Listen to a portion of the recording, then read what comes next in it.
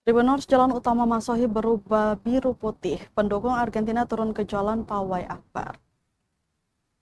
Jalan utama kota Masohi berubah warna menjadi lautan biru putih pada Minggu 28 Juni 2026 siang. Ratusan pendukung tim Tango berjulukan Timnas Argentina menggelar Pawai Akbar merayakan kemenangan La Albiceleste atas Yordania dengan skor 3-1 di babak penyisihan Piala Dunia 2026.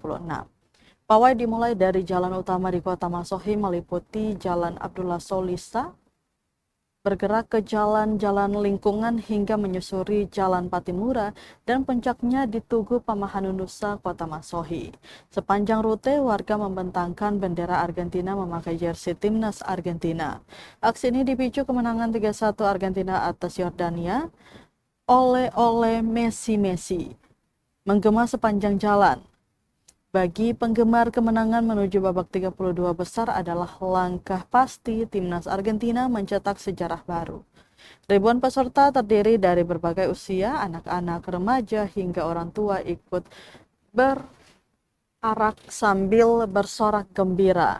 Konvoi euforia kemenangan itu turut disaksikan masyarakat sekitar Jalan Abdullah Solisa, Kota Masohi. Deru kendaraan roda 2 memecahkan keheningan. Lalu lintas kepolisian turut dikerahkan mengamankan jalannya konvoi. Kegiatan berlangsung aman dan tertib dengan pengawalan aparat. Euforia ini menunjukkan betapa besarnya cinta masyarakat Maluku Tengah kepada sepak bola, khususnya Timnas Argentina yang kini memuncaki grup C Piala Dunia 2026. Argentina tuntaskan grup C dengan kemenangan 3-1 atas Yordania. Juara bertahan Argentina tidak memberi ruang. Menit ke-19, Giovanni buka skor lewat tembakan akurat 1-0. 12 menit berselang, giliran Martins yang mencatatkan nama di papan skor. Menit 31, Argentina unggul 2-0 di babak pertama.